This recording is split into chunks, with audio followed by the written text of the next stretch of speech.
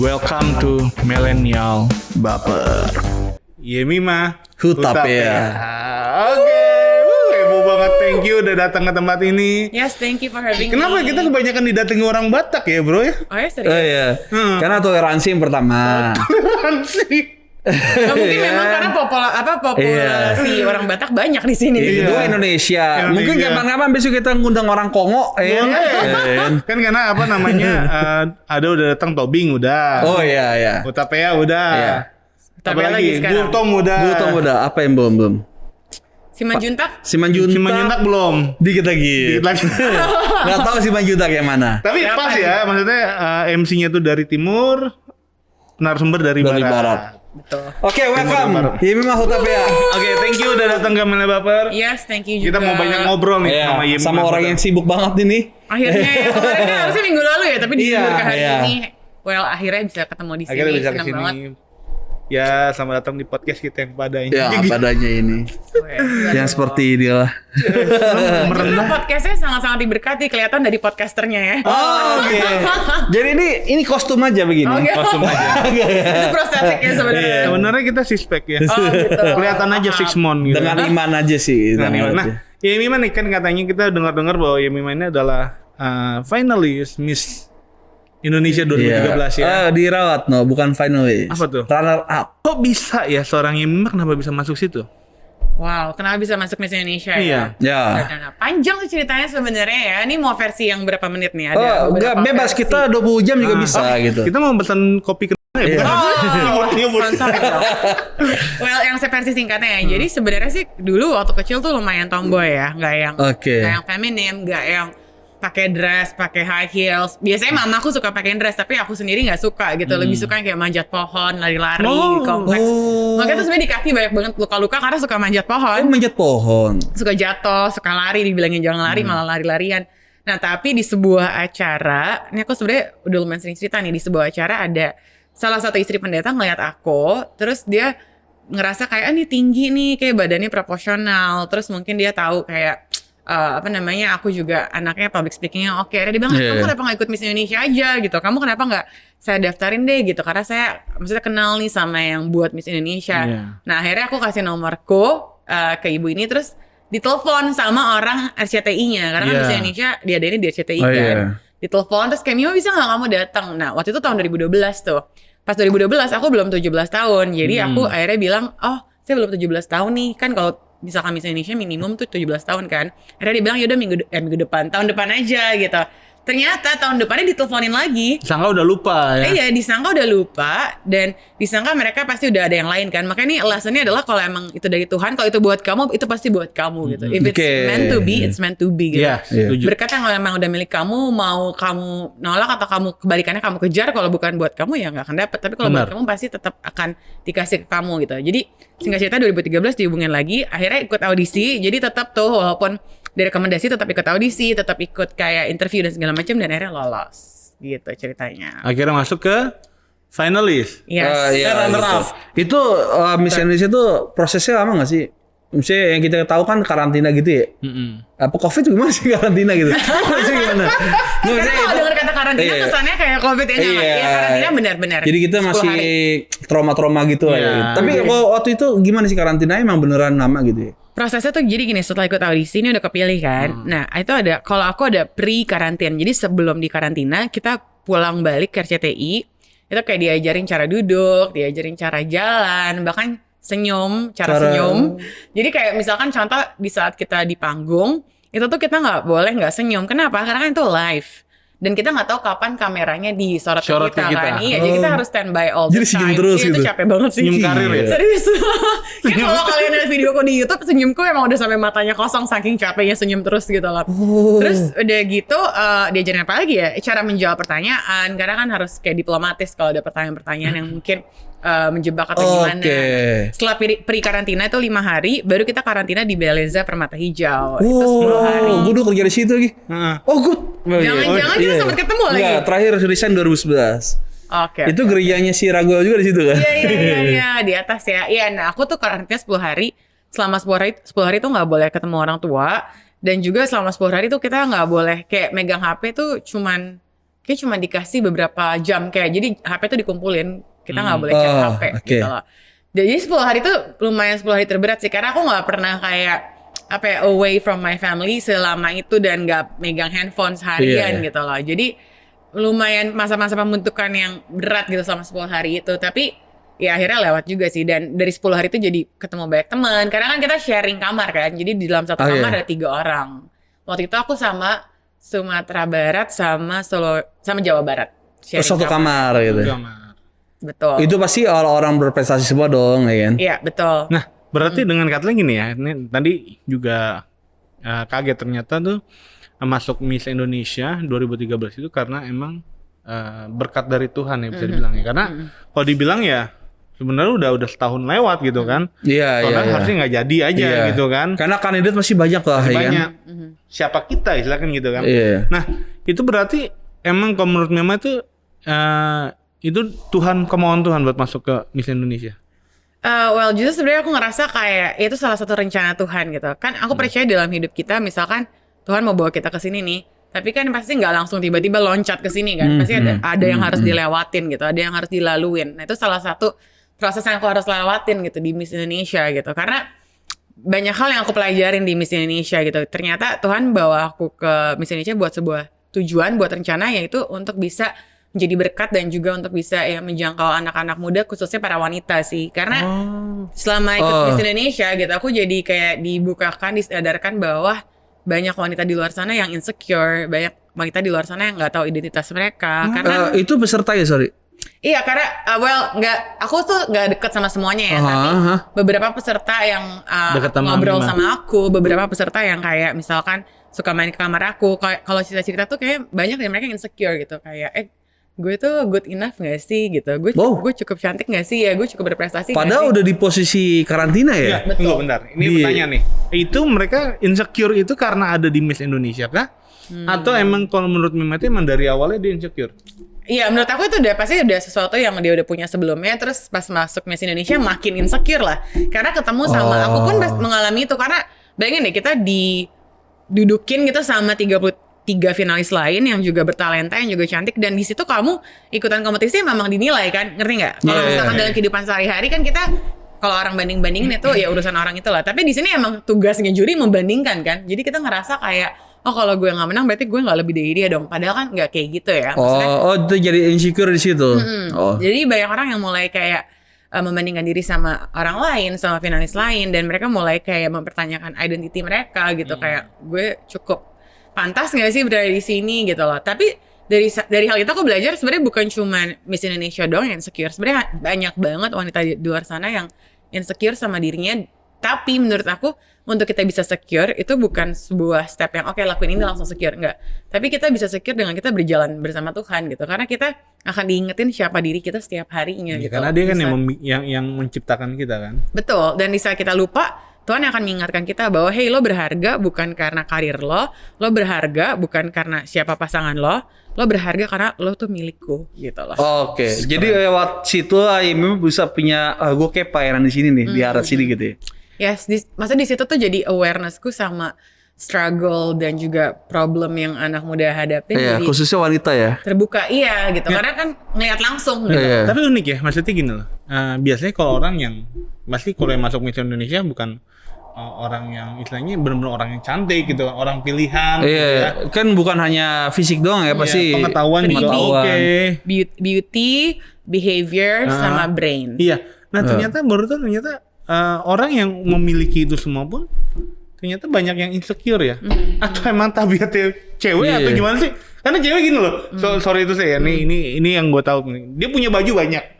Tapi mereka berkata mereka nggak punya baju gitu loh. Oh iya. Ini insecure apa dia nggak bisa merasakan rasa cukup apa gimana gitu? Iya. Sebenarnya insecure sama discontentment atau tidak merasa cukup tuh berhubungan ya.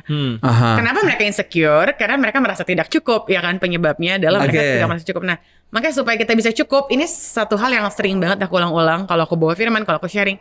Cara kita bisa merasa cukup adalah dengan kita memenuhi diri kita bersama dengan Tuhan gitu. Karena banyak orang cari fulfillment, misalkan kayak orang healing, kayak orang keluar kota, gue mau healing, tapi pas balik sini hilang lagi. Karena sebenarnya healing tuh bukan tempat, bukan di mana, tapi bersama dengan siapa. Wow. Istilahnya lo di kamar lo sendiri, kalau misalkan lo serahkan beban lo kepada Tuhan, lo juga bisa healing. Jadi bukan di mananya, tapi dengan siapanya. Kalau lo liburan misalkan nih kita pergi ke mana nih, puncak atau kemana, tapi di situ rame, orang ribut, kita juga nggak bisa healing kan? Benar. Jadi sebenarnya bukan tempatnya, tapi dengan siapanya. Kalau kita pergi jauh ke luar negeri, tapi kita pergi sama keluarga kita yang toksik atau sama teman kita yang toksik, kita juga nggak healing walaupun tempatnya bagus banget, walaupun tempatnya indah banget, tetap nggak healing karena yang penting bukan tempatnya tapi dengan siapanya emang. Oh berarti dengan kata gini ya. Dulu kan kalau dulu misalkan orang healing itu kan baru zaman sekarang ya, maksudnya kayak baru sekarang kan yang diinin pergi ke puncak. Misalkan dulu kalau orang punya masalah mendingan mabuk, mendingan ngedrak, mendingan ke diskotik segala rupa. Tapi ketika selesai dari acara tersebut, pulang masalah tetap sama. Yes. Sadar dari mabuk awalnya tetap sama. Yes. Gitu. Tapi bedanya ketika kita datang sama Tuhan, ternyata gini, emang masalahnya belum selesai. Tapi bedanya adalah kita laluin masalah tersebut, kita bersama dengan Tuhan. Dan itu jaminan yang luar biasa. Benar. Ya kan, itu benar-benar bisa healing, proses healingnya itu benar rasa banget pasti. Dan sebenarnya aku pengen klarifikasi nih, banyak orang yang suka mikir kalau kita datang ke Tuhan masalahnya selesai. Enggak. Masalahnya tetap ada, tapi somehow kita bisa punya kekuatan untuk menanggung masalah itu. Benar. Oh, minimal bisa berdamai sama keadaan lo. Walaupun keadaan belum selesai. Benar. Tapi udah memiliki damai sejahtera dan itu cukup menurut gue sih. Itu cukup. Yes. Nah, gue agak surprise juga ya karena gini loh. Miss Indonesia yang kita cuma lihat di TV-TV ya gitu kan dari dulu. Orangnya datang gitu. Runner apa dia? Tapi waktu itu nonton nggak? Enggak kan? Waktu itu pasti nggak nonton. Wah, jangan salah. Itu Nonton Smackdown gitu. Iya, 2013 ya. Kan RCTI juga Smackdown. Iya benar-benar. Nah jadi yang gue surprise itu Miss Indonesia kan pasti orang hebat-hebat, ya kan bukan hanya beauty tapi juga brain atau apa gitu ya. Nah maksudnya gini ya, banyak orang cewek-cewek khususnya, banyak cewek-cewek pun yang rindu mau ke sana gitu. Yang dipikir, gila siapa gue bisa ke sana gitu kan. Iya benar. Anak-anak bahkan ribuan atau 1.000 bahkan jutaan anak Indonesia gitu, pengen ke sana gitu. Nah tetapi yang gue surprise-nya adalah ketika ada orang yang udah sampai di titik itu, dia malah merasa insecure gitu. Malah merasa mungkin minder juga ya gitu. Maksud gue, berarti kita penting banget memiliki yang namanya fulfillment sendiri gitu, kepenuhan. Dan gue rasa ini cukup gitu. Maksudnya ternyata membuktikan bahwa rasa cukup itu tuh emang nggak pernah ada habisnya. Bener loh. Benar. Mau di tahap apapun juga, mau orang kaya sekaya apapun mungkin merasa belum cukup. Belum cukup kayak gitu. Bener. Makanya terkadang kayak misalkan orang gitu kayak cari pasangan kayaknya harus yang ini, harus kan nggak ada. Tuh dapat karena nggak ada yang sempurna. Lu pun dapat yang kaya, ganteng, ya tapi punya standar nggak apa-apa. Iya punya standar. Takutnya yang nonton ini, oh ya jadi gue nggak usah punya standar. Terserah ada yang dapat aja, yang mau aja, jangan juga. Dari standar gini, udah deh gue Jangan gitu. Tapi standar yang utama menurut gue ini takut akan Tuhan. Iya itu udah pasti. takut Tuhan yang pertama. Karena ini kalau udah kaya, udah takut akan Tuhan udah. Oh itu udah kayak tiban durian jatuh. Jadi dengan keadaan itu akhirnya dibalik dari Yemima Miss Indonesia ternyata ada nilai yang Yemima dapat. Iya. Gambaran itu dan Yemima melayani hal itu sekarang. Iya. Nah, pelayanan apa maksudnya contohnya? Apakah konseling kah atau gimana? Oke. Jadi bermulai dari di Miss Indonesia ya. Walaupun mungkin aku nggak bilang semuanya kayak gitu ya, tapi beberapa finalis yang aku kenal insecure dan akhirnya aku merasa gue punya hati, gue punya beban mau melayani wanita-wanita yang insecure, wanita-wanita yang mungkin masih mencari jati diri. Iya. Makanya aku sempat buat tuh, kan aku punya podcast ya. Nanti kapan-kapan datang juga ya. Boleh dong. Tapi udah lama sih ini gak rekaman. Aku punya podcast di Revival. Dan aku punya satu sesi namanya Woman's Talk. Jadi setiap bulan sekali kita buat sesi wanita ngobrol-ngobrol. Terus sharing kita soal cowok, kita perlu dandan nanti bisa nggak bisa mungkin kalau temanya bisa dikondisikan ya. Temanya kuliner kita bisa kali ya. Nggak, jadi podcastnya sebenarnya podcast yang aku upload di Revival tuh umum. Cuman selain punya podcast, aku juga punya sesi Women's Talk ini. Jadi kalau misalkan kalian ikut podcastnya jangan Women's Talk-nya dong. Temanya mungkin kuliner apa lagi ya? Makanan yang intinya ya. Kuliner yang takut akan Tuhan. Gimana tuh maksudnya? Makanannya nggak boleh haram ya? Nggak boleh haram. Iya tapi anyway jadi aku pelayanannya tuh ke wanita-wanita, ke anak muda. Karena ternyata nggak cuma wanita aja loh. Tapi banyak juga kalau laki yang insecure. Tapi bedanya mungkin letak insecure-nya beda. Mungkin kalau wanita di penampilan, kalau lelaki di pencapaian, misalkan income-nya mereka, pendapatannya mereka, jabatannya mereka. Jadi sebenarnya mau cewek mau cowok sama-sama insecure juga. Bedanya penyebab insecure-nya aja. Mungkin lelaki bukan di penampilan, mungkin di penampilan lebih cuek, tapi di jabatannya gitu. Jadi aku sering banget misalkan kayak saat pelayanan mengangkat topik ini gitu loh, tentang find your fulfillment in God gitu loh. Dan aku juga nggak bilang kayak gue fulfill all the time ya. Ada saatnya kayak aku membandingkan diri dengan orang lain terus insecure. Tapi di saat insecure udah tahu langsung balik nih, oh iya gue udah kebanyakan di social media, atau mungkin gue udah kebanyakan nonton YouTube, kayak udah tahu triggernya gitu loh. Di saat insecure langsung balik lagi ke Tuhan. Oke, baca firman Tuhan lagi. Mulai lagi baca jurnal, kan aku suka journaling tuh. Di jurnal itu aku tulis kayak kata-kata menguatkan aku. Jadi di saat aku lagi down, aku langsung baca kata-kata itu lagi gitu. Makanya aku suka bilang ke anak muda, penting banget loh journaling. Karena di saat kita lagi down, kata-kata yang kita tulis di jurnal itu kadang-kadang menguatkan kita sendiri. Iya. Benar. Iya. Kadang-kadang aku sampai lupa, gue pernah nulis ini ya gitu. Kalau gue bisa di note handphone tuh. Gue bikin ini pakai Canva. Iya. Wih, niat banget ya jadi desain gitu ya. Instagram tuh. Ini kan the next creator. Creator next. Oke, tadi tunggu bentar. Gue mau nanya sesuatu nih. Kan ngomongin tentang insecure nih. Kita dengar dari narasumber yang kemarin gitu. Siapa tuh? Itu sahabatnya kameramen kita ya. sahabat. Oh ya? Gitu kan. Nggak gini. Nggak, katanya si Mima tuh punya ada insecure sendiri ya. Kayak contoh kayak baru gue mau nanya itu juga. apa namanya tuh Sati kalian. tinggi badan. Gitu. Iya. Kan katanya sempat insecure karena tinggi badannya tuh terlalu tinggi gitu. Terus tadi dia spill juga kan ngomong, gue juga insecure. Iya. Gue mau nanya gitu. Makanya kayak istilah kayak Saul lebih tinggi daripada orang sebangsanya gitu kan. Iya. Ya ampun iya ya. Jadi ini dapat bocoran dari mana nih, Kalian ada orang dalam ya? Oke, dari kapanlagi.com. Well, jadi sebenarnya sih insecure memang rada lucu ya. Kan banyak orang kalau misalkan tahu insecureku, mereka kan banyak yang pengen tinggi kan. Nah, justru aku insecure tinggi gitu. Karena jadi tuh ceritanya waktu SMP lah. SMA masih ada yang lebih tinggi dari aku. SMP tuh aku paling tinggi sendiri gitu.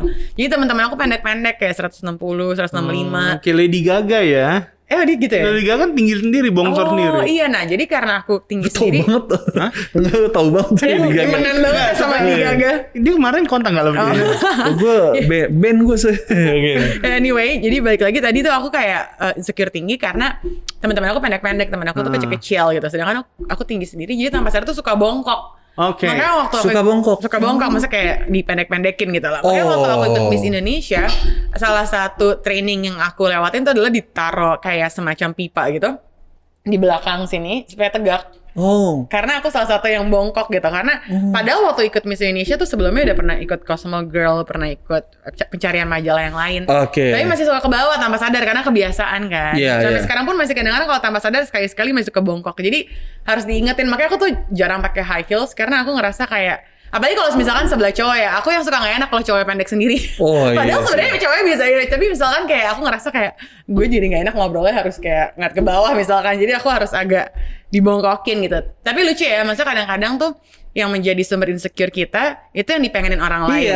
Menurut aku banyak orang juga kayak gitu. Ada orang yang misalkan insecure kekurusan atau insecure kegemukan. Banyak orang yang kurus pengen gemuk pengen kurus. Tapi nggak ada yang mau jadi gemuk sih. Kalau yang terlalu kurus temanku ada sih. Temen aku ada yang lagi pengen gemuk.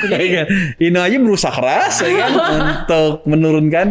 Gitu. Oke, lanjut. Tapi intinya maksudnya kadang-kadang letak insecure kita itu bisa menjadi strength, bisa menjadi kekuatan kita. Iya. Oke. Aku insecure soal tinggi badan, tapi ternyata itu yang membawa aku ke Miss Indonesia gitu. Karena di Miss Indonesia kan salah satunya harus tinggi gitu, harus proporsional, dan ternyata itu bisa jadi kekuatan gitu. Jadi intinya apapun insecurity kamu, sometimes you can find strength in your weakness gitu loh. Itu bisa jadi kekuatan. Jadi jangan pernah menganggap rendah diri kamu. Oke. Tapi kenapa maksudnya tinggi badan bisa jadi insecure gitu? Apa karena punya pemahaman yang beda gitu misalnya? Apa pikirannya kalau cewek cantik tuh tingginya segini? Terus gue jangkau, ntar cowok nggak mau lagi sama gue, apa gimana gitu? Iya. Dulu mungkin ada kayak merasa itu juga ya, kayak misalkan takut kalau misalkan tinggi orang tuh jadi takut mendekat karena wah tinggi banget nih orang gitu kan. Tapi kayaknya lebih karena teman-teman pendek sih, jadi kayak beda sendiri. Kayak terasing gitu ya? Iya, bukan terasing, maksudnya kayak gue jadi menonjol kayak gimana ya, kadang-kadang orang kan pengen menonjol, tapi kalau misalkan kadang-kadang kita jadi center of attention, jadi kayak ngerasa beban gak sih, kayak dilihatin terus gitu. Iya sih. Tapi as time goes by jadi udah mulai terbiasa sih, jadi kayak ini salah satu justru plus point di hidup gue, justru jadi bisa berdamai dengan diri sendiri, jadi udah gak insecure lagi sih sekarang. Berarti waktu masuk Miss Indonesia Ya semoga Miss World ya. Ya maksudnya berarti itu patah lah itu ya. Insecure itu udah patah lah gitu. patah ya. Ternyata itu malah jadi Tuhan pakai gitu. Tapi justru insecure-nya bukan soal tinggi lagi. Nah. Insecure-nya soal orang lain-lain. Oke. Gitu. Berarti ada lagi nih. Tetap ada. Kayak selama kita hidup di dunia itu pasti ada lah insecurity. Iya benar. Iya benar. Jadi aku selalu bilang it's not about bukan menghilangkan, tapi kita mengurangi insecurity kita dan menggantikannya dengan confidence dari Tuhan. Yes. Jadi confidence-nya bukan dari luar. Misalkan nih contoh orang yang insecure sama achievement, mereka bukan jadi kerja keras gue mau dapat achievement banyak, enggak. Justru kamu harus tahu identitas kamu dulu gitu. Kayak aku selalu ngomong ini sih ke orang, kayak kalau kita nggak tahu identitas kita, itu tuh masalahnya merambat ke banyak hal. Misalkan kita jadi banyak orang misalkan contoh taruh identitas di brand, taruh identitas di barang. Akhirnya mereka minjem sana minjem sini, ngutang cuma untuk bisa beli barang bagus. Siapa lagi? Misalkan orang yang player gitu, ganti-ganti cowok atau ganti-ganti cewek. Mungkin mereka taruh identitas mereka di berapa pasangan yang mereka punya. Semakin banyak gue semakin keren, atau semakin banyak berarti gue menarik karena banyak kamu sama gue, ya nggak? Terus apa lagi? Misalkan banyak banget ya kayak misalkan soal banyak orang yang mereka mungkin menolak kerjaan yang bagus karena mereka pengen dapat gaji yang tinggi. Karena mereka ngerasa teman-temannya gajinya tuh lebih tinggi. Akhirnya mereka pengangguran karena nggak ada gaji yang cocok. Karena merasa identitas mereka ditentukan oleh jabatan di kantor, ya nggak? Jadi aku ngerasa tuh akar dari segala masalah sebenarnya identitas tau. Kita harus tahu identitas kita dulu dalam Tuhan. Setuju. Setuju. Ini masalah berat ya masalah identitas. Tapi secara nyata gereja tuh jarang sekali menyuarakan hal ini. Kalau ngomongin misi sering, misionaris lah, penginjilan sering, ngomongin musik, penyembahan sering sekali. Tapi ngomongin tentang identity, ini jarang sekali. Padahal anak muda sekarang banyak banget bergumul sama identity ini. Jadi ya memang ini fokus banget sama hal ini berarti. Yes, dan maksudnya gini loh, aku jujur sebenarnya bukan tipe yang kayak posting ayat di Instagram atau posting firman Tuhan sekali-sekali ya. Tapi aku share soal identity ini di saat aku lagi one on one sama orang. Makanya aku lebih suka pelayanannya tuh one on one sih. Kayak orang-orang konseling ya. Iya, tapi lebih kayak konseling berat ya. Lebih kayak ngumpul, sharing.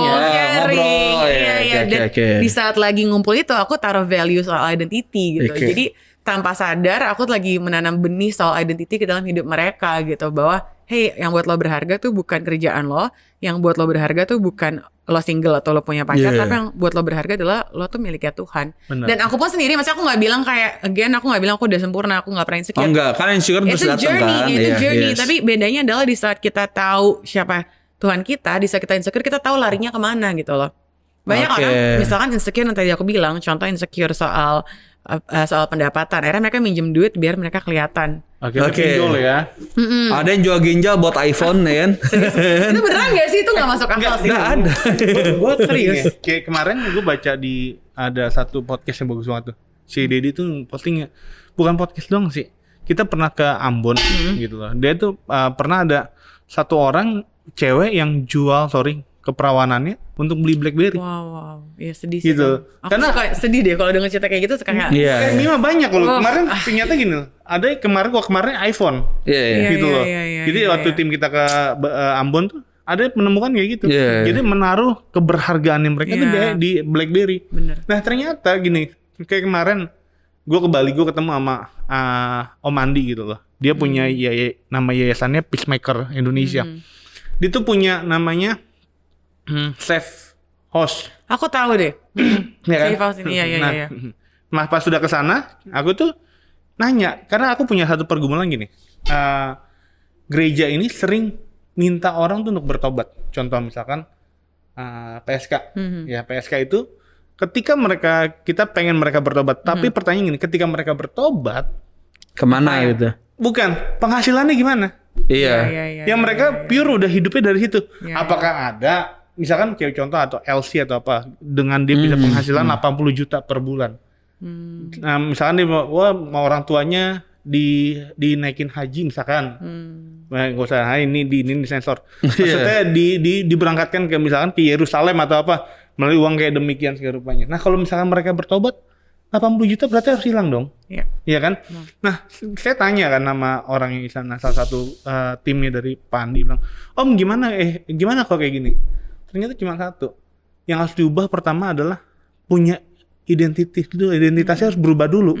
Kalau identitasnya berubah, paradigmanya itu akan berubah. betul. Ketika mereka ikut Tuhan, mereka siap dengan kondisi apapun. Iya. Ya itu yang penting gitu. Ya kan, jadi gue nemuin gitu Dok, itu pergumulan udah lama tuh yang gue suka sharing sama lo tuh. Ternyata bener, identitas kita kalau kita taruh di dalam tangan Tuhan, sebenarnya kita akan baik-baik aja dengan kehidupan kita. Ya, gitu. Dan sebenarnya iblis tahu ya kalau misalkan orang tuh biasanya kelemahannya di uang, ya nggak sih? Jadi kadang-kadang justru di saat kita nggak ada duit, itu tuh Tuhan lagi uji kayak kita tetap setia atau mau pakai jalan pintas. Benar. Karena kalau ngomongin soal jalan pintas, saya karena tadi ngomongin soal PSK dan segala macam, banyak sih anak-anak seumuran aku ya yang maksudnya mereka, ya misalkan rela jadi simpenan om atau jadi apa supaya dibiayain hidupnya gitu loh. Tapi sebenarnya mereka bisa hidup nggak sih tanpa biaya hidup dari om itu? Ada yang sebenarnya bisa, cuma bedanya gaya hidupnya memang nggak semewah kalau dibiayain om. Jadi it's about lifestyle sih gaya hidup. Sebenarnya kan kita kalau misalkan makan minum aja cukup kita bisa hidup mungkin. Tapi banyak orang yang pengen lebih dari makan minum, pengen belanja ini belanja itu. Dan aku pun masih belajar untuk belajar merasa cukup gitu loh. Karena bener yang tadi kalian seperti bilang kan, kalau misalkan merasa cukup tuh dari diri sendiri, bukan dari luar. Banyak orang yang kalau gue punya rumah gue beri cukup. Pas punya rumah mereka merasa kurang. Kayak gue harus punya ini juga deh, mobil. Pas punya mobil ternyata masih merasa kurang juga. Kayak gue harus punya ini deh, villa di luar negeri. Udah punya villa masih merasa kurang. Jadi intinya kayak kecukupan itu bukan dari luar tapi dari dalam diri kita gitu. Dan itu sebuah journey yang bukan cuma tiba-tiba kita merasa cukup, tapi itu journey yang harus kita laluin. Kita tahu dulu identitas kita siapa, kita tahu siapa kita dalam Tuhan, baru kita bisa merasa cukup gitu loh. Karena kalau kita nggak tahu identitas kita pasti akan ngerasa gue kurang ini, gue kurang itu gitu. Dan akan selalu membandingkan diri sama orang lain. Tapi kalau kita tahu bahwa Tuhan ciptain gue unik, dan Tuhan kan yang punya seisi dunia ini kan. Kalau dia mau ngasih gue 100 triliun, 100 juta, atau 100 miliar, dia bisa. Tapi kalau dia ngasih gue segini, berarti dia tahu gue mampunya manage segini. Harus punya mindset kayak gini. Itu paradigma ya berarti ya? Kalau misalkan lo pengen, kalau lo pengen punya berkat yang lebih besar lagi, berarti lo harus mungkin, siapin skill untuk mengelola keuangan. Karena orang yang diberikan, menurut aku ya, orang diberikan berkat besar, mungkin dia memang tahu cara mengelolanya. Berkat financial ya. Kalau berkat kan nggak cuma financial. Tapi kalau orang dikasih berkat financial besar, berarti dia emang tahu mengelolanya. Mungkin kalau kita dikasih berkat besar, Tuhan tahu kemampuan kita bisa jadi jatuh dalam dosa. Benar. Kan banyak orang yang punya duit banyak, jadinya kayak buka table sini, buka table situ, karena dapatnya gampang, jadi ngeluarinnya juga gampang gitu loh. Kalau misalkan kita dikasih Tuhan segini, berarti Tuhan tahu kita mampu manage segini. Mungkin kalau dikasih lebih, kita malah jatuh dalam dosa gitu. Mindset itu yang harus dibentuk sih ya. Ya anak bayi disuruh pegang pisau. Kan bahaya ya. Padahal pisau itu berguna untuk motong buah, motong yang bakso yang kita makan enak banget ya. Tapi buat anak bayi itu bahaya kan gitu. Betul. Makanya kalau sampai hari ini mungkin barisan baper. Ini panggilan baru buat mungkin barisan baper hari ini yang nonton mungkin hari ini bertanya bahwa Tuhan kok aku belum kaya-kaya, aku udah kerja garap. Ya mungkin kita belum siap kaya gitu. Benar. Gitu kan. Tapi itu emang salah satu isu yang besar banget sih di anak muda sekarang. Kayak aku ngerasa anak muda sekarang udah bukan struggling sama nggak pede lagi nih penampilan, tapi lebih ke pendapatan sih. Karena kan sekarang banyak banget tuh di YouTube orang-orang memamerkan kekayaan mereka kan. Itu menurut gue itu jadi trigger orang untuk jadi wannabe, untuk jadi orang yang seperti itu. Benar. Karena kita disuguhkan sama hal seperti itu, crazy rich. Betul. Ya memang nggak salah sih. Tapi kita terkadang sama motivasinya. Betul. Kalau kita motivasi, gue mau jadi dia ya kerja keras. Tapi gue mau jadi dia dengan cara instan kayak gitu. Karena gini, mereka pun yang spill kekayaan mereka, YouTuber yang kayak di YouTube segala rupa, sebenarnya kalau mau tahu mereka tuh udah kaya. Dari awalnya gitu loh. Netizennya orangnya lihat itu jadinya salah. Jadi gitu salah. Aku pengen jadi kayak dia. Jadi standar hidupnya seperti dia jadinya. Tapi gue gini loh. Gue dari kemarin tuh kayak sharing bertiga sama Nando sama Bill gitu, kayak ternyata kekayaan promosi itu semua adalah di tangannya Tuhan gitu. Kayak gue ambil ayatnya adalah di Kejadian 39 gitu loh. Kayak siapa yang nyangka seorang Yusuf nih yang hari ini tidur di penjara, besok tidur di istana Firaun. Betul. Gitu. Lucu banget ya kakak mention soal Yusuf. Soalnya aku kemarin baru aja dari satu acara ya, kayak acara supranatural, nama acaranya itu, tapi intinya kayak acara pendoa-pendoa syafaat dan pendoa-pendoa yang punya gift nubuatan. Terus tiba-tiba tuh salah satu pendoa tuh nubuatnya tentang kamu seperti Yusuf gitu, ke aku gitu. Kayak dia bilang bahwa kayak Tuhan tuh emang sengaja kamu ngeliatin proses, karena untuk suatu ketanggung jawab yang besar harus ngelewatin proses yang panjang. Benar. Sebenarnya aku orang yang nggak suka tanggung jawab. Maksudnya aku suka serem kalau orang nubuatin, oh kamu akan dipakai di depan raja-raja atau kamu dipakai di depan bangsa-bangsa. Karena aku ngerasa kalau Tuhan mau pakai semakin besar, kadang-kadang bebannya tuh tantangannya jadi semakin besar gitu. Tanggung jawabnya gak sih? Ya ini kayak dari tadi misalkan kayak misal kecil apapun itu, kalau aku lagi ngomongin soal pelayanan atau ngomongin soal Tuhan atau lagi podcast aja dalam hati kayak tetap Tuhan tolong jaga aku ya, bantu aku ya. Karena maksudnya gini loh, iblis nggak suka kan di saat kita mau dipakai secara besar. Benar, setuju. Kadang-kadang iblis bisa aja jatuhin dengan banyak cara gitu. Dan aku ngerasa kayak Yusuf tuh dia tuh sebenarnya apa ya, iblis mau jatuhin lewat banyak cara, kayak digoda sama istri Potifar, tante Potifar. Terus dia juga sempat dilupakan sama temennya, bisa aja dia kecewa, bisa aja dia kepahitan. Tapi bedanya adalah Yusuf di saat dia ngelewatin proses yang berat, dia bukannya marah sama Tuhan, tapi dia tetap setia dan dia terus percaya sama Tuhan sampai Tuhan sampai luar biasa. Nah, jadi buat teman-teman yang lagi mungkin melewati proses dan gak enak, terus setia dan jangan menyerah gitu. Karena kadang-kadang memulai bersama Tuhan itu gampang, tapi apakah kita akan mengakhiri hidup kita bersama Tuhan juga? Nah, itu. Karena banyak orang yang memulai pelayanan dengan Tuhan, memulai karir dengan Tuhan, tapi nggak menjalankannya dengan Tuhan. Bahkan hubungan juga gitu, banyak orang pacaran awalnya tuh berdoa sebelum jadian, terus oke, kita siap, pas udah jadian malah jadi nggak menjaga kekudusan di tengah jalan. Jadi banyak yang memulai dengan Tuhan belum tentu mengakhiri atau menjalaninya dengan Tuhan. Jadi it's not only how you start, tapi how you live your life sama how you end your life gitu. Kalau kata papaku, memulai itu mudah, tapi mempertahankan yang susah. Benar. Dan aku tuh selalu bilang ke teman-teman, doain ya supaya bisa terus mempertahankan. Karena masa banyak lagi cerita-cerita yang orang-orang yang misalkan rohani banget, tapi tiba-tiba kedengeran hamil di luar nikah, kedengeran narkoba, kedengeran itu serem banget. Dan aku nggak pernah bilang, gue nggak mungkin, karena itu kesombongan. Jangan pernah bilang nggak mungkin. Jadi aku selalu kayak doainnya, supaya jangan sampai jatuh di hal-hal kayak gitu. Makanya saling menumpang tuh perlu ya. Saling menumpang perlu. Makanya kalau ngomong kita lihat dari kisah Yusuf sebenarnya kayak jadi budak, dijual kakak-kakaknya, masuk penjara, dilupakan sama teman-temannya. Itu tuh kayak proses Tuhan mempersiapkan istana Firaun gitu sih. Iya benar. Iya kan? Jadi itu sebenarnya nggak semata-mata gitu loh. Tapi emang promosinya terjadinya cepet, tapi prosesnya itu panjang. Tapi Yusuf hebat sih. Makanya bener yang kata Yemima gitu, bahwa kalau hari ini kita lagi sedang proses, sabar aja, jangan berubah setia. Karena kita nggak tahu, yang tahu kita selesai prosesnya itu adalah Tuhan. Amen, bener banget. Iya kan? Karena yang indah itu selalu diawali dengan proses. Benar. Emas selalu diawali dengan proses. Jadi kalau hari ini kamu ditinggalin sama pacar kamu, ya kan? Kalau barisan baper hari ini dikecewakan sama teman kamu, tunggu ke depan ada istana Firaun. Amin. Amin loh, amin banget. Haleluya. Haleluya. Kita beri persembahan ya.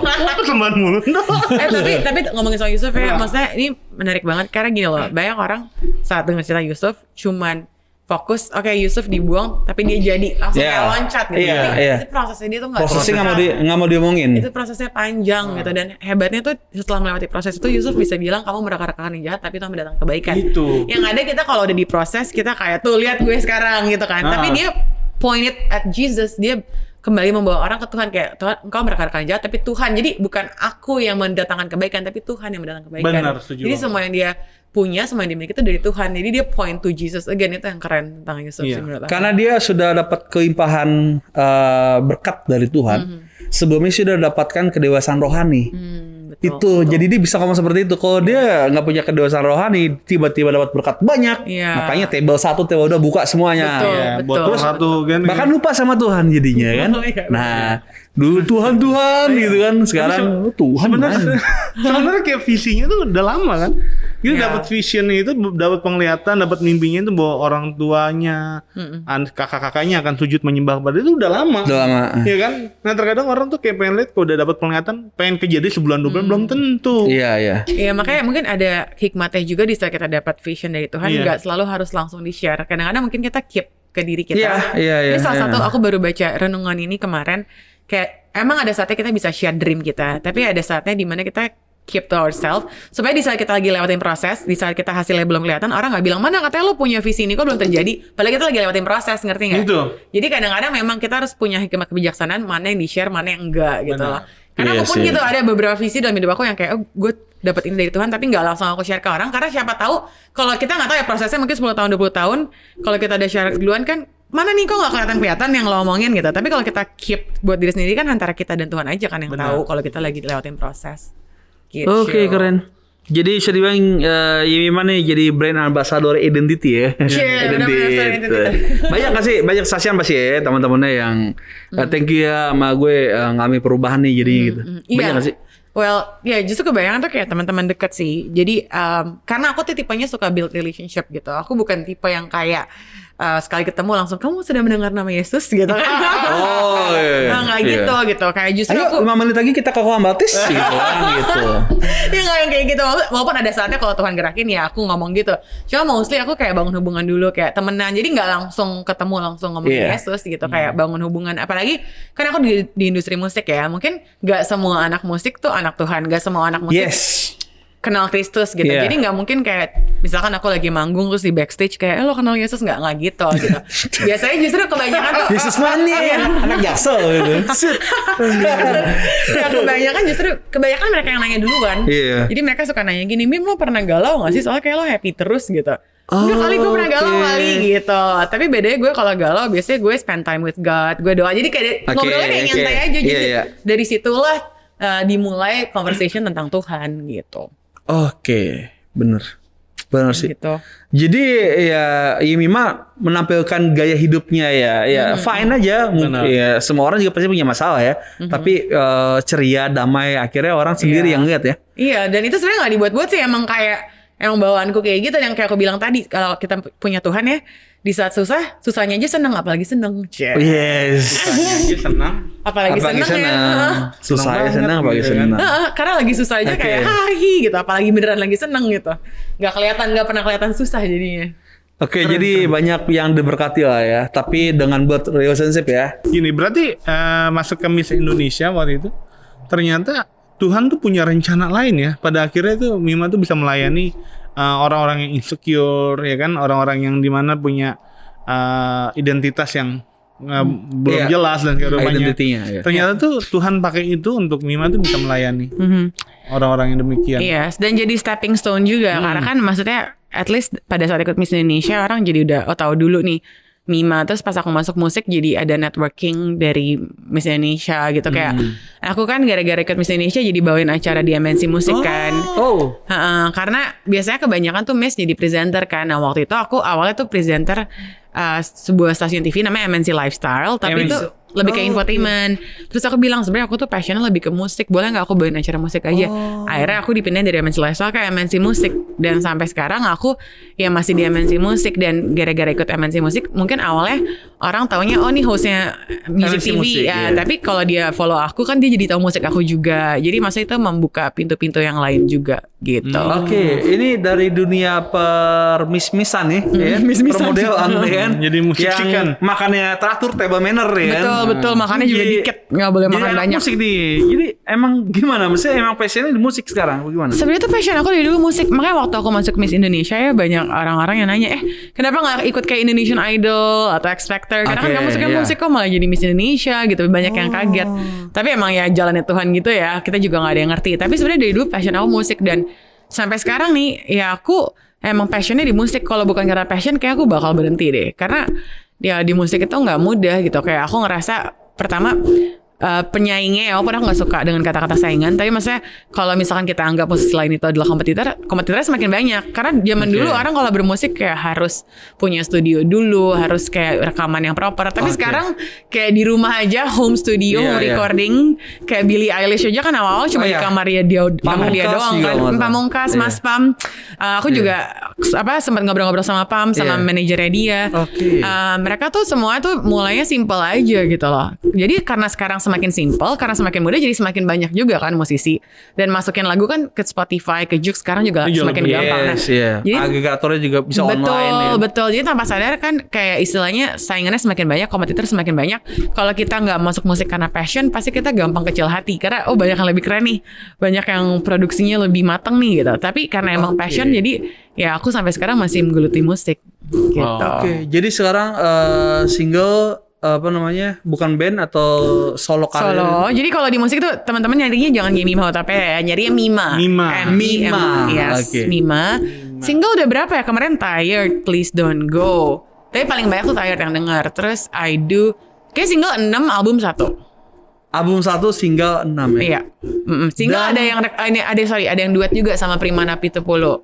Prima? Napitupulu, penyanyi juga dia. Iya, Adrian lagi. Terus ada juga yang featuring sama Kak Gihon Lohanda. Gihon Lohanda tuh Oh, Giana. musisi juga dan musisi gereja juga di JPCC ya dia. Iya. Ya, kayak gue udah denger deh. Yes, jadi ada 6 single, nanti dengerin dong abis ini. Pasti dong. Pasti dengerin. Iya. Nah, kan gini. Airannya apa sekarang? Nah itu dia, aku tuh selalu bingung ya kalau Genre-nya. Iya, karena jujur aku tuh kayak nggak lintas genre gitu loh, Iya, kayak nggak cuman satu gitu. Kayak aku ada lagu yang folk, kayak Tired lebih kayak ballad folk gitu. Ballad folk. Kalau album-album EXO Mima kayak pop banget. Jadi campur sih, karena aku nggak suka dikotakin oleh genre sih. Kayak Jadi karena, mau bebas gitu. Iya, bebas. Mungkin Berarti kayak personality aku indie juga banget ya. gitu ya. Iya, sebenarnya kata indie juga itu kan indie bukan genre ya. Indie kan cara Iya, produce-nya iya, kan. iya. Aku sebenarnya ada satu lagu yang aku tulis. Inspirasinya adalah soal dari kata indie nih. Kadang-kadang orang suka bilang dia kurang indie deh. Karena orang mikirnya kalau indie tuh musiknya musik senja. Musik iya, akustik. iya. Padahal indie tuh bukan musiknya tapi cara pembuatannya kan. Kayak dikerjakan sendiri. Iya, Bukan produksi on sendiri, label. produksi sendiri. Nah dulu aku tuh sempat insecure ngerasa aku kurang indie. Kenapa? Karena kayak gaya, misalkan dari cara pakaian. Kayak misalkan kalau anak indie tuh kayak kaos, Vans, jeans gantung. Kayak Oke, ngerti gak sih kayak ada iya. gayanya. Sedangkan kayak Pakai gaya tas apa tuh yang cuman pegang? Lupa gue. kayak canvas bag, tote bag. Pakai topi bucket hat gitu kan. Sedangkan kayak orang lihat gue kayak gue bukan kayak anak indie nih, kayak masih miss gitu misalkan. Tapi dulu aku waktu aku dapat pemikiran kayak indie tuh bukan genre. Jadi kalau orang bilang lo kurang indie, ya udah so what. Makanya aku nulis lagu judulnya So What gitu. Oh, ada filosofinya ya. Yes. Dan kata-kata lagu So What tuh emang ada kata-kata You might think that I'm a fool and you might think that I'm not cool. So what gitu. oke. Kayak lo mungkin ngerasa gue kurang keren tapi Iya, ya udah iya. so what gitu. Dan itu ternyata indie loh. Ini kan bebas ya. Iya memang Kenapa harus bener. dikotakin harus pakai Iya, pakaian benar. ini, Betul, pakaian ini? betul, iya. Gue taunya sowat gitu loh. So what gitu. Gak apaan nih? Sekoci. Oh iya. Iya. Jadi nyambung ya, maaf ya. Gokil. Jadi dari Miss ini Mima jadi MNC host musik. Host musik. Terus juga berkecimpung di dalam produksi musik. Betul. Itu berarti produksi sendiri ya? Produksi sendiri. Sebenarnya jujur aku tuh memang kerjanya sendiri tapi ada tim lah, ada kayak Oke, teman-teman iya. kayak Timotius Ndun, Kak Richard Benha Yes. gitu. Aku sempat juga dibantuin sama Kak Angga Malik, dan oke, Cecil, Cecil. terus banyak lah beberapa orang yang bantuin gitu ya.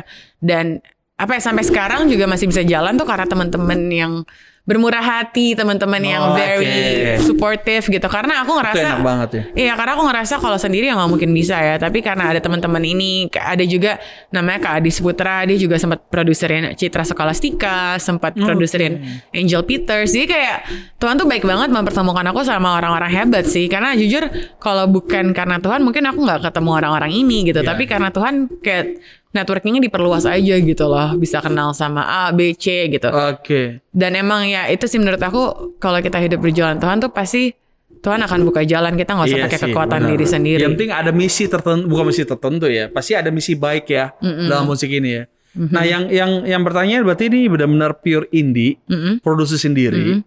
Yang gue pertanyaannya gini loh, biasanya kalau orang-orang dari lulusan-lulusan kayak Miss Indonesia, Idol, pasti dia kan bekerja sama label besar. Iya. Dan lagu-lagu mereka itu pasti tujuannya adalah untuk pasar, ya kan, diterima pasar. Nah, kok Mima tuh gak kepikir ke sana gitu? Iya. Kenapa gitu? Sebenarnya alasannya satu sih, karena aku pengen bisa berkarya sejujur mungkin gitu loh. Karena aku ngerasa kalau aku nggak bilang kalau orang yang sama label nggak berjujur, cuman kebanyakan kalau sama label kan udah ada kepentingan pribadi, kepentingan konsepnya label. udah ada, kita cuma jalan biasa gitu ya. Ya, dan masa ada tanggung jawab. Misalkan contoh gini deh, nggak mungkin kalau misalkan label keluarin modal buat tuh artis, dia nggak mau balik modal. Pasti kan dia harus balik modal. benar. Dia harus jualin artisnya kan. Jadi udah money oriented. Jadi gimana gue bisa buat karya yang banyak yang dengar supaya uangnya balik gitu. Iya, Nah kalau aku ngerjain indie, kayak istilahnya kasarnya nih nggak balik modal pun nggak apa-apa deh. Karena kan gue mengeluarkan karya ini karena gue pengen jujur dan gue pengen bisa menggunakan talenta gue. Karena aku ngerasa gini loh, banyak orang yang misalkan mereka punya talenta tapi mereka nggak mau pakai karena kalau gue ngerjain talenta ini bakal balik nggak, ngerti nggak? Mindsetnya tuh tentang gue bisa mendapatkan hasilnya apa nih, padahal it's not about resultnya gitu. Tapi gimana lo bisa setia sama talenta yang Tuhan kasih gitu. Kalau kamu bisa nyanyi, ya udah nyanyi aja. Misalkan kamu upload ke YouTube yang nonton cuma 10-20 orang, nggak apa-apa. Yang penting kamu pakai talenta kamu nggak kubur talenta itu dalam-dalam gitu. Nah, aku punya talenta songwriting dan juga producing, ya udah pakai gitu. Entar hasilnya bagus atau enggak itu terserah Tuhan. Yang penting aku udah ngelakuin bagian aku gitu. Dan Yumi berarti udah nikmatin itu ya berarti ya. Maksudnya dalam hal ini ya. Udah enjoy gitu, udah nggak beban. Iya, dan di musik juga nggak kekeh. Oh harus lagu gue harus gini streamingnya. Tapi lucu deh, justru di saat aku nggak ambisi ya, misalkan kayak lagu Tired, aku kan nulis itu karena emang lagi tired, lagi capek waktu itu. Karena jadi cerita sedikit lagu Tired nih, aku ngerasa kayak, aduh gue capek deh hidup mencari ini mencari itu, kayak ngerasa harus achieve ini achieve itu gitu. Makanya kata-kata Tired kan, I'm so tired, I don't know what to do with my life. Terus if only you could come, you-nya tuh sebenarnya Tuhan, and rescue me. Kayak gue capek dengan diri gue sendiri, so please come and intervene. Kayak ayo Tuhan ambil alih gitu. Terus yang kedua, I'm so confused, I don't know what to do with my life, if only you could show which path to take. Kayak aku gak tahu, okay, next gue harus ngapain ya gitu. Terus refnya kan kayak, where are you when I need you the most. Itu you-nya tuh Tuhan. Cause I'm feeling so lost and I'm feeling so low. Jadi aku berkarya jujur aja, gak ada keinginan yang denger banyak, gak ada keinginan pengen terkenal. Ternyata Tired sekarang streaming udah sampai 600.000. Wow. Di YouTube atau di Spotify, di Joox. Dia sempat bahkan Tired pokoknya sempat salah satu yang streamingnya banyak deh di hari perilisan pertama gitu loh. Wow. Dan dapat banner di Spotify juga kan, biasanya kalau banner gitu kan harus bayar kan. Tapi karena si Spotify yang lihat oh nih banyak yang denger nih, jadi dikasih kayak barter, dipromoin di Spotify. Terus pas aku lihat kan kalau kita kan musisi suka ada Spotify for Artists kan, kita bisa lihat paling banyak yang denger di mana. Ternyata mostly yang dengerin Tired justru di luar gitu, kayak di Taiwan, di Singapura, di Amerika gitu. Jadi kayak wah, di saat aku nggak muluk-muluk pengen go internasional, pengen yang dengerin di luar negeri, di saat kayak udah lo berkarya dengan jujur, ternyata hasilnya tuh yang nggak disangka-sangka gitu. Wow. Jadi semua tuh Tuhan ya. Yang penting kita ngelakuin bagian kita, dia melakukan apa yang dia. Dan dia melakukan passion itu kan juga dari Tuhan ya, gift ya, karunia dari Tuhan, dan melakukannya dengan cara jujur gitu. Jadi benar-benar menikmati karunia yang dari Tuhan lah gitu ya. Tapi hasilnya malah spektakuler gitu. Benar. Yang penting sih konsisten. Karena kalau nggak konsisten susah. Iya. Tapi pasti ada nggak yang ditawarin label gitu? Sempet sih. Sebenarnya nggak semua label jelek ya. Karena aku sempet hampir sama Mas Pam Records, punya Pamungkas. Tapi waktu itu kenapa ya? Karena mungkin sama-sama sibuk, jadi belum sempat ketemu lagi, belum sempat kayak meeting lagi. Tapi sebenarnya kalau one day emang ketemu label yang cocok, nggak menolak sih. Aku nggak anti label gitu loh. Tapi kebetulan so far sampai saat ini kayak masih nyaman ngerjain sendiri. Tapi one day kalau ternyata emang ada tawaran label sih nggak menolak kalau emang cocok ya. Kalau saya ini mah nyanyi dangdut gitu, dangdut mau. Dangdut enggak lah. Dia maksudnya labelnya cocok ya sama idealisnya dia gitu. Karena dulu pernah lah aku dangdut pantura gitu. Nggak, dulu aku pernah lah, aku kalau sebutin labelnya pasti tahu. Tapi kayak dia ngarahin kayak, oh aku pengen buat kamu jadi kayak Katy Perry gitu, buat kayak jadi kan iya kayak gitu. Sedangkan itu bukan gaya aku gitu kan, musiknya ataupun gaya pakaiannya. Jadi kayak oh nggak bisa deh gitu. Kadang-kadang kita harus again ya tahu identitas kita. Kalau tahu identitas kita tahu which one to say yes, which one to say no gitu loh. Dalam kerjaan aku juga gitu sih, kayak aku kan memang selain musik juga presenting kan, nge-host, sama juga masih kadang-kadang masih suka modeling juga. Nah kadang-kadang kalau misalkan ada tawaran kerjaan yang memang gak cocok sama prinsip aku atau sama identitas aku, ya mau gak mau ketolak. Walaupun misalkan nominalnya gede atau nilainya gede. Karena again ya prinsip branding kan, kita kan kayak anggap aja kalau misalkan bahasa gampangnya nih sebenarnya sih maksud aku identitas. Tapi kalau misalkan kita mau pakai bahasa sekuler, anggap branding. Iya, kalau orang yang nggak kenal Tuhan aja tahu branding, mereka tahu oh ini nggak sesuai branding gue. Nah kita brandingnya adalah anak Tuhan. Jadi kalau ada yang nggak sesuai sama prinsip lo, ya jangan diambil karena itu bukan branding lo gitu. Lo harus itu tahu idealis yang baik lah ya, bisa dibilang. Iya, justru sebenarnya kita tuh idealis tuh nggak negatif sih. Kan banyak orang yang bilang kayak oh jangan terlalu idealis gitu.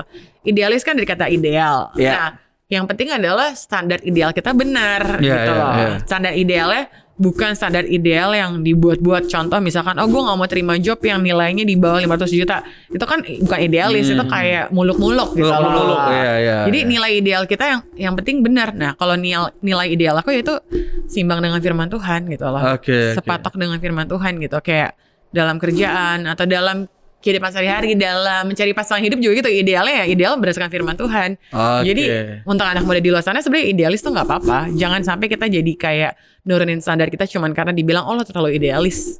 Tapi idealisnya tetap di dalam Tuhan. Betul. Iya. Jadi riders kalau manggung nggak muluk-muluk ya? Nggak muluk-muluk. Alphard tapi. Itu kayak penyanyi angkringan. Si Kevin tahu tuh ridersnya soalnya dia yang buat bareng waktu itu. Apa ada Alkitab KJV gitu kan? Gak sih apa ya? Gak riders aku yang penting ada kayak jus. Anaknya gampang sih, nggak ribet dah. Yang penting pakai ada yang jemput di tempat lokasinya kayak gitu-gitu. Innova. Enggak. Innova masih oke lah. Kenapa? Jadi kalau Ino mau bikin acara gitu misalkan gitu, rate-nya berapa? Weh, nanti ya dikirimin red card-nya. Gue pendeta, bukan event organis. Tahu kan namanya Usa. Oke, gini, dari lagu tadi kan cerita Tired gitu. Itu katanya ada orang yang diberkati ya. Bahkan bukan orang Indonesia bang. Yes. Jadi tiba-tiba tuh suatu hari aku lagi buka Instagram. Aku tuh sebenarnya kan kalau di Instagram suka kalau ada yang DM suka masuk ke request kan. Kalau misalkan kita nggak follow, kadang-kadang aku suka jarang cek. Tapi hari itu aku lagi cek. Terus pas aku buka tuh ada salah satu follower aku orang Korea. Dia ngirim message gitu. Terus dia bilang kayak, hey Mima, kayak I heard your song in a cafe. Jadi ternyata dia lagi di coffee shop. Terus denger laguku, mungkin dia cari. Kan sekarang ada apa sih namanya kayak Shazam yang bisa nyari itu lagu siapa. Terus pas dia cari tata aku, terus dia cari social media aku. Kan aku sebenarnya orangnya nggak gitu aktif di social media ya. Sampai akhirnya dia nemuin Instagram aku, hey it's Mima. Terus dia kayak bilang kayak thank you for writing your song. I've been listening to your song and it feels like there's someone around the world who supports you gitu. Dari lagu itu dia kayak ngerasa seolah-olah pas dengerin tuh kayak ada yang menemani, kayak ada yang menyemangati. Padahal sebenarnya Tired tuh kata-katanya sedih ya, cuman mungkin karena jadi kata ini ya, jadi spirit ya. Mungkin ya. Karena spirit itu bikinnya buat Mima tuh bikinnya juga seakan-akan tuh fokusnya kembali kepada Tuhan. Iya. Jesus be the sender. Dan mungkin karena gini loh, karena Tired itu kan universal ya, kayak semua orang pasti pernah lelah ya. Dan banyak orang yang di saat lagi lelah mereka yang nggak tahu harus ngapain. Nah di kata-kata Tired itu refnya kan where are you when I need you the most? Cause I'm feeling so lost and I'm feeling so low. Terus will I find the things that should be mine? Cause I'm kinda giving up but I don't wanna be. Ada kata-kata itu. I feel like giving up but I don't wanna be. So would you just come through? Jadi endingnya tuh kayak ngomong ke Tuhan, Tuhan boleh nggak gue menyerah tapi lo turun tangan. Jadi gue angkat tangan tapi engkau turun tangan. Jadi mungkin kata-kata itu yang menguatkan orang. Kayak Tired tuh jujur banget menurut aku. Kayak kata-kata Tired tuh bukan kayak kamu bisa, kamu mampu nggak. Tapi kata-kata Tired, I wanna give up but I don't wanna be gitu. Kayak perasaan aku kayak mau menyerah nih Tuhan, tapi I don't wanna give up gitu. So could you come through? Boleh nggak engkau yang turun tangan? Dan ternyata di saat orang dengar itu mungkin orang kayak dikuatin dalam hal ternyata bukan gue doang lo yang tired gitu loh. Kayak mereka merasa nggak sendiri. Ternyata banyak orang yang tired ya. Salah satunya penulis lagu ini ternyata pernah tired juga. Jadi mereka kayak dikuatin karena mereka mungkin merasa they're not alone gitu. Mereka nggak sendiri. Akhirnya spirit yang Mima rasain tuh bisa mengalir ya. Dan maka itu pentingnya apa ya? Pentingnya lirik ya maksudnya. Bener. Walaupun gak ada kata Tuhan Yesus ya, kan? Gak ada. Tapi ada spiritnya itu yang mengalir. Iya, dan aku maksudnya nggak pernah bilang ke orang kayak you-nya itu pada Tuhan, tapi tanpa disadari kayak berasa aja kayak you-nya tuh kayak lagi ngomong ke Tuhan gitu loh. Dan laguku yang lain sebenarnya tuh selain Tired nggak ada hubungannya sama Tuhan juga sih. Tapi somehow kadang-kadang bisa relate ke orang yang nggak disangka-sangka. Contoh lagu Please Don't Go itu kan tentang long distance relationship. Tapi ada orang yang justru ngartiinnya kayak dia baru kehilangan papanya gitu, papanya baru meninggal, terus dia kayak ngerasa please don't go tuh kayak seolah-olah kayak buat bapaknya gitu loh. Kayak dia ngomong ke papanya please don't go. Jadi aku ngerasa kayak lagu itu memang universal dan personal. Universal dalam artian bisa relate ke orang, tapi personal artinya bisa beda-beda buat setiap orang. Gitu. Tetapi ya jadi ya minimal tuh liriknya jadi berkat lah ya. Engage orang juga bisa di Korea, mungkin di Amerika lagi gitu. Jadi intinya ternyata di musik itu bisa memberkati orang walaupun sekedar lirik gitu. Betul. Nah, gimana sih Ima bisa kasih sebuah statement atau pencerahan nggak bagi teman-teman mungkin yang mau terjun di dalam skena musik ini, apalagi skena indie ya, yang mungkin orang banyak berpikir skena indie itu tatoan, mabok dan ridersnya itu mungkin ada Jack Daniels aneh-anehnya kan gitu. Nah akhirnya ketika dia bilang dia takut untuk hal itu, padahal dia punya potensi kuat untuk bisa bermusik, atau mungkin dilarang nggak sama kakak rohaninya gitu. Nah ada nggak bisa kasih penjarahan gitu? Ya lo masuk ke skena ini tapi harus bagaimana gitu? Yes. Aku rasa bukan skena musik aja, skena apapun. Iya. Jadilah dirimu sendiri tapi the best version of you that God created gitu. Karena jujur aku waktu awal masuk ke industri musik ya, aku sempat ngerasa kayak misalkan ngelihat Danila atau ngelihat siapa Nadine Amiza atau ngelihat siapa lagi gitu, Isyana, oh gue kayak kurang sekeren mereka deh, gue kurang seasik mereka deh. Tapi when I find my identity in God gitu, when I know my identity and my style, kayak oh gue nggak harus jadi kayak mereka karena itu gayanya mereka, ngerti nggak sih? Mereka sukses dan berhasil dengan gaya mereka. Gue punya gaya gue sendiri gitu. Jadi tahu bahwa kamu unik gitu. Kayak kamu harus sadar dulu kamu unik, bahwa kamu berbeda gitu. Jadi jangan berusaha untuk sama-samain diri kamu ke orang lain gitu. Dan itu nggak cuma di musik aja sih, di bisnis juga gitu kan. Dulu kan lagi zaman di saat semua orang buat kayak martabak matcha, semuanya matcha green tea juga, kayak semua makanan ada green tea-nya.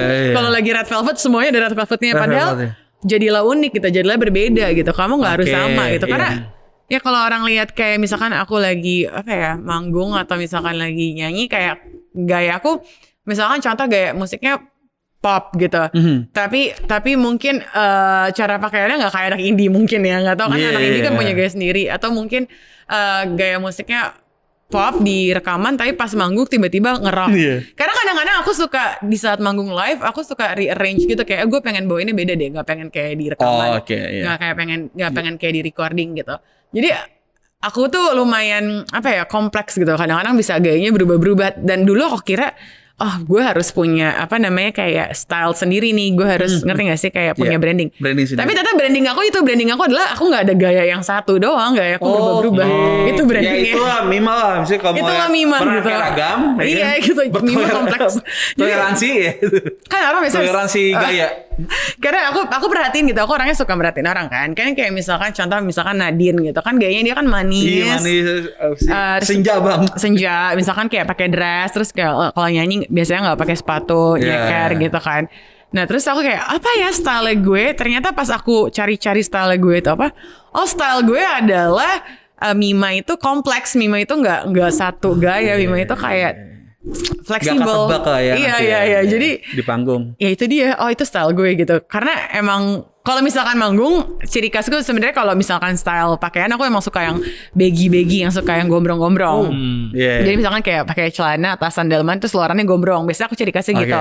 Tapi kalau style musik tuh emang nggak ada satu style yang kayak dipatokin gitu loh. Karena again aku nggak suka dikotakin oleh genre gitu. Kayak aku merasa kan musik itu universal dan kayak perasaan gini, kamu nggak merasa sedih nggak sedih tiap hari, senang nggak senang tiap hari, galau nggak galau tiap hari, kayak perasaan kamu berubah-berubah kan.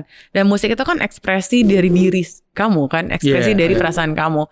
That's why aku nggak mau musiknya sama terus, karena ada saatnya aku ngerasa kayak gue pengen nge-rock, ada saatnya gue pengen nge-folk, ada saatnya gue pengen kayak EDM. Jadi kayak intinya nggak mau nggak mau dikotakin oleh genre sih. Kayak intinya style, karena menurut aku kalaupun kamu stylenya berbeda, tapi selama kamu yang bawain tuh pasti ciri khas suara kamu yang menjadikan kamu berbeda. Iya sih benar.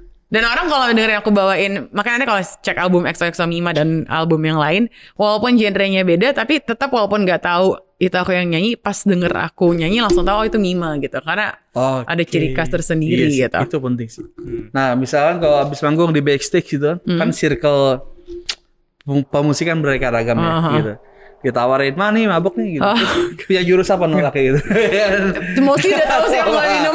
Mostly gak dinawarin ini pas. biasa kali gitu. Enggak sih, tapi lucunya ya karena Sansa, orang gitu. Enggak sih, karena lucunya karena mereka udah tahu aku. Dan banyak juga yang udah tahu, misalkan tahu oh mama pendeta gitu nih, anak pendeta. Oh, Jadi gitu? nggak ditawarin. Iya, bahkan kayak misalkan ngerokok nih, bukan soal nawarin rokok ya. Kalau aku datang mereka langsung matiin ada Mima gitu. Mereka tahu. Oh, udah kayak ini. Udah tahu karena memang salah satu riderku juga aku nggak minta ruang tunggunya bebas asap rokok. Aku nggak bisa asap rokok soalnya. Makanya kadang-kadang ya kalau misalkan manggung kayak kemarin nih baru minggu lalu kita manggung di venue yang smoking area, jadi boleh ngerokok. Itu kan hak mereka kan. Aku nggak bisa ngelarang karena itu kan venue kan, bukan ruang tunggu. Kadang-kadang aku suka nggak nyaman, tapi itu kan namanya manggung kan terbuka. Makanya itu kekurangannya aku nggak bisa asap rokok, nggak kuat asap rokok. Makanya orang suka nanya, kami kenapa nggak ambil reguleran sih? Karena biasanya mostly tempat reguleran pasti itu smoking area. Nggak mungkin nggak. Smoking area pasti. Iya sih. Reguleran yang dari pinggir jalan kan, sampai bener. di Sinopati itu semua asap rokok. Iya. Berarti kebantu Ibu Pendeta ya. Jadi aman dalam hal itu. Makanya kalau kita mempertahankan identitas kita, orang pun akan memakluminya. Iya sih, begituan ya. Gitu begitu. Dan maksudnya zaman sekarang juga maksudnya mereka bukan orang yang lo nggak ngerokok nggak seru, itu kayak zaman dulu banget ya. Zaman dulu banget. Justru kadang-kadang kalau kita berbeda mereka appreciate sih kayak oke gitu. Mereka nggak akan yang kayak kita nggak minum, mereka juga nggak ojok-ojokin sih. Justru kalau teman-teman yang baik mereka bisa appreciate dan respect prinsip kita. Biasanya tuh ketika ikutan tuh cuma gara-gara satu nggak enak. Iya. Aduh nggak enak nih, udahlah gue minum lah. Iya gitu. Nah kalau itu gue dapet senjatanya tuh, lu lebih milih nggak enak sama temen lo atau nggak enak sama Tuhan. Nah iya sih. Gitu. Tapi hati-hati dari nggak enak lama-lama kayak enakan. Enakan, kok nyaman ya gitu kan? Enak ya. Nah Iya sih, terakhir nih, sebelum kita tutup. Tadi kita ngomongin musik dan sekarang katanya Mima ini kamu masuk ke tertarik dengan politik ya? Yes. Semuanya diborong Mima. Jadi nih maunya apa ini jadinya? Kita udah ngomongin idealis, tapi abis politik ini kuliner ya. Aku juga suka makan loh. Yes, benar-benar aku tertarik dengan dunia politik sih. Sebenarnya kenapa gini? Karena gini deh. Pertanyaan simpel banget. Kan Mima udah banyak hal yang Tuhan udah percayakan nih. Gitu loh. Kenapa Mima ngerasa bahwa gue harus masuk dunia politik? Itu kenapa? Pertanyaan simpel itu aja. Jawab. Oke. Karena orang-orang yang benar, orang-orang yang tahu keperluan masyarakat, kebanyakan justru nggak mau masuk politik. Sehingga yang mengisi dunia politik adalah orang-orang yang nggak benar, orang-orang yang korupsi. Karena orang-orang yang benar ini nggak mau masuk gitu loh. Dan kan ya di dalam negara kita ini ya, kita nggak bisa hindari bahwa memang banyak hal yang terjadi karena keputusan-keputusan yang salah yang diambil oleh leader kita, ya nggak? Kenapa keputusan-keputusan itu salah? Karena leader-leader kita nggak mengerti apa yang dibutuhkan oleh masyarakat, nggak mengerti tatanannya. Tapi yang memilih leader itu siapa? Masyarakat kan? Masyarakat sendiri. Nah, tapi masyarakat memilih mereka karena nggak ada pilihan lain gitu loh. Nah, aku pengen masuk politik untuk bisa mendengarkan suara rakyat dan juga bisa membawa kebenaran atau membawa bangsa Indonesia gitu menjadi lebih baik lagi gitu. Karena yang nggak bisa dibohongi bahwa memang yang punya kuasa tanda kutip orang-orang yang di atas. Jadi kita harus berdoa supaya orang-orang yang di atas itu orang-orang yang benar-benar Tuhan pakai, orang-orang yang Tuhan pilih gitu. Tuhan takut Tuhan lah ya. Walaupun dimulai dari kecil dulu aja sih. Misalkan dimulai dari keluarga, dimulai dari gereja. Tapi nanti one day kalau misalkan Tuhan percayakan di politik, aku pengen bisa membawa bangsa Indonesia lebih baik lagi gitu. Karena Indonesia tuh sebenarnya bangsa yang very complicated ya, yang rumit ya. Kita kan Bhinneka Tunggal Ika kan. Karena kita banyak beragam-ragam, tapi kita punya kesatuan. Tapi kadang-kadang kesatuan itu gampang diadu domba, gampang diprovokasi oleh orang-orang. Nah, kita butuh orang-orang yang benar supaya Indonesia bisa terus jadi negara Bhinneka Tunggal Ika. Dan salah satu caranya itu masuk politik. Tugasmu ya. Itu tugas yang kita nggak mungkin bisa lakuin itu. Iya, ada yang tahu, jangan bilang nggak mungkin. Siapa tahu. Karena kalau kita mau politik kita harus resign dari pendeta. Makanya kalau gue lebih kepada pelayanan kebangsaan. Iya. Itu jauh lebih kita mensuarakan toleransi. Yes. Karena kerjasama membangun negara harus didasari dengan toleransi. Tapi pastikan di dalam dunia politik pastikan serangan-serangan atau proses-proses lebih berat juga ya pasti ya. Benar sih. Sebenarnya gini sih, menurut aku ya kadang-kadang kalau orang yang masuk politik mereka awalnya tuh tujuannya emang bener, udah iya bener mau membantu masyarakat. Tapi karena ada duitnya di situ, Yes, ya. cinta akan duit itu yang membuat orang jatuh. Yes. Sebenarnya nggak di politik aja, misalkan di gereja. Karena mereka nggak ada duit, mereka nyari duitnya di gereja, ngerti nggak? Yeah. Makanya aku selalu bilang kayak emang kadang-kadang tuh financial freedom penting supaya kita melakukan hal-hal yang kita lakukan, misalkan kegiatan sosial atau pelayanan, bukan untuk mendapatkan uang karena kita udah punya financial freedom, ngerti nggak sih? Yes, Istilahnya ya, gue itu yang penting dapetnya tuh. bukan dari sini. Iya. Nah kayak kenapa aku kayak fokusnya sekarang di musik, di presenting dulu. Kenapa nggak langsung masuk dunia politik? Karena justru aku mau bisa financially independent. Jadi istilahnya gue kerja buat masyarakat, tapi gue bukan kerja untuk dibayar sama masyarakat. Walaupun nantinya masuk di DPR ada gaji, tapi gue tujuannya bukan buat duit gitu. Makanya kalau ditanya kenapa belum masuk, karena mau itu dulu. Mau siapin mental dulu, siapin diri dulu supaya nggak berubah di tengah jalan. Karena banyak kok yang awalnya memang masuk politik awalnya murni, cuma karena di tengah-tengah, namanya juga judulnya politik ya. Misalkan ada keputusan yang harus diambil, terus dia nggak setuju sama keputusan ini, tapi partai ini misalkan nyogok dia ya, mau nggak mau dia harus voting keputusan yang salah, ngerti nggak sih? Jadi ya itu dia sih, harus siap mental dan siap diri dulu sebelum masuk politik. Yemi mah 3 periode. Ya, siap. Gue tim Kampanye sukses ini deh. kayak kampanye. Gue tim sukses deh kayaknya. Udah boleh kita kan nanti. kata gereja. Kalau rumah kemenangan udah jadi ya. Ya. Ya di ibadah-ibadah. Enggak boleh. Jangan jadikan mimbar Ya. itu sebagai politik. Jangan, tapi kalau mau vote boleh. Oke.